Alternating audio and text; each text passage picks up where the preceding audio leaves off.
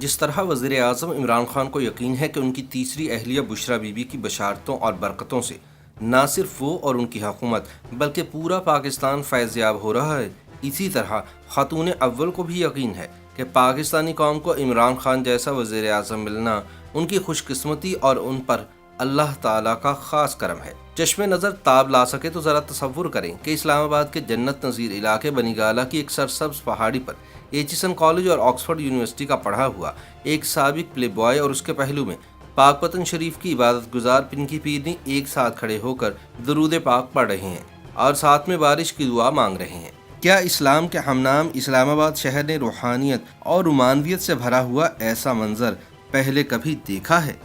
یہ قدرت اللہ شہاب کے خوابوں کی تعبیر ہے، یہ بانو قدسیہ کے فلسفے کی عملی تفسیر ہے، یہ ایک ایسی حسین تصویر ہے جو مولانا طارق جمیل کے سارے بیانات سے زیادہ پرتاثیر ہے۔ سوال یہ ہے کہ عمران خان کو بشریٰ بی بی کے پاس روحانیت کھینچ کر لے گئی یا وہ اقتدار کی خواہش میں بھٹکتے ہوئے پنکی پیرنی کے پاک پتن والے ڈیرے پر جا پہنچے؟ دیکھا جائے تو بات صرف اتنی ہے کہ بشریٰ بی بی کے مقدر میں خاتون اول کے مرتبے پر فائز ہونا لکھا تھا، سو وہ ہو کر رہیں۔ اب یہ تو وہی بتا سکتی ہیں کہ اس مرتبے پر فائز ہونے کے لیے انہوں نے کتنے چلے کاٹے اور ان کے موکلوں نے کتنی مشقت کی۔ تاہم عمران خان کے قریبی دوست جانتے ہیں کہ انہوں نے بشریٰ بی بی سے شادی کا فیصلہ اسی وقت کر لیا تھا جب انہوں نے ان کے گھر میں بشریٰ بی بی کی پرانی تصاویر دیکھی جن میں وہ حجاب کے بغیر تھیں۔ دوسری جانب خان صاحب ہمیشہ یہی کہتے ہیں کہ شادی سے پہلے وہ بشریٰ بی بی سے گھنٹوں باتیں کیا کرتے تھے، لیکن انہوں نے کبھی ان کا چہرہ نہیں دیکھا تھا کیونکہ وہ ہمیشہ پردے میں ہوتی تھیں۔ ان کا اصرار ہے کہ انہوں نے بشریٰ بی بی کو شادی کے بعد ہی دیکھا تھا۔ بہرحال یہ بھی ایک سچ ہے کہ خان صاحب نے 2 دہائیاں قبل ہی معرفت کی اس سیڑھی پر قدم رکھ دیے تھے جو آخرکار انہیں بشریٰ بی بی کے در تک لے گئی، مگر اس سے بھی بہت پہلے یہ 90 کی دہائی کا ذکر ہے جب میاں والی کے عمران خان نیازی کا شہرہ پوری دنیا میں تھا۔ وہ ایک کامیاب کرکٹر ہی نہیں، فورن کوالیفائڈ بھی تھے۔ انہوں نے نہ صرف ورلڈ کپ جیتا، شوکت خانم کینسر ریسرچ اسپتال بنایا، بلکہ کتابیں بھی لکھیں، اور تو اور 20 سال کی طویل سیاسی جدوجہد انہیں اقتدار کے ایوانوں تک بھی لے گئی، جہاں اگست سن 2018 میں انہوں نے 22ویں وزیر اعظم کی حیثیت سے حلف اٹھایا۔ اب یہ الگ بحث ہے کہ وہ الیکٹڈ ہیں، سلیکٹڈ ہیں یا یہ سب بشریٰ بی بی کی کرامات ہیں۔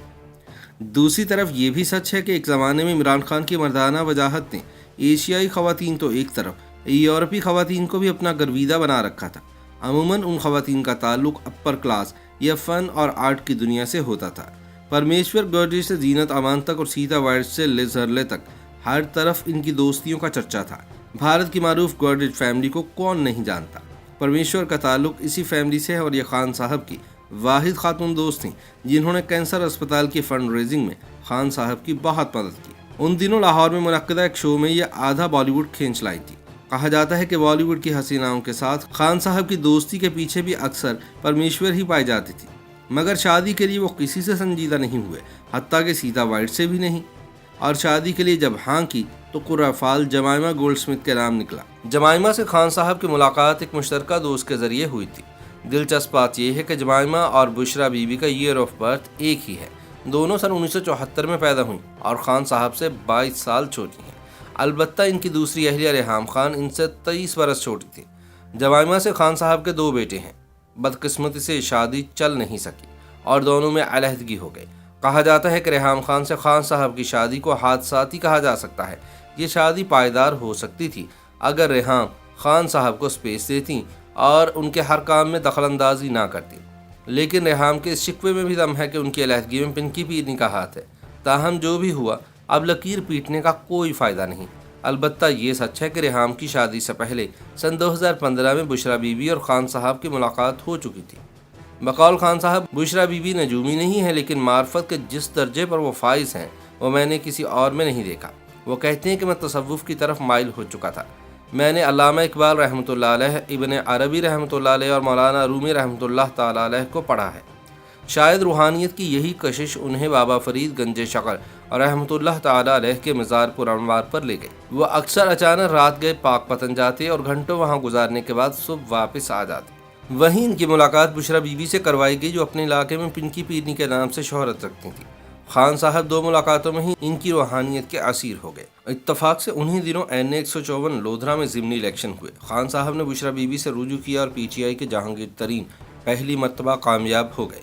अब तो खान साहब सही मानों में बुशरा बीबी के गर्विदा हो गए। अगरचे वो कहते हैं कि मैंने बुशरा बीबी से कभी नहीं पूछा था कि मैं वज़ीर आज़म बनूंगा या नहीं, लेकिन कहने वाले कहते हैं कि अगर एक तरफ खान साहब को यकीन था कि पिनकी पीरनी का आस्ताना ही दरअसल वज़ीर आज़म हाउस में दाखिल होने का परवाना है, तो दूसरी तरफ पिनकी पीरनी को भी उनके मौक्किलों ने बता दिया था कि खान साहब की सीट तो पक्की है। बाकी खातून अव्वल के रुतबे पर कौन बराजमान होगी, इसके लिए बुशरा बीबी के दिल में जो पहला ख्याल आया वो गालिबन यही था कि खान साहब मानिका ख़ानदान ही की किसी खातून से शादी कर लें।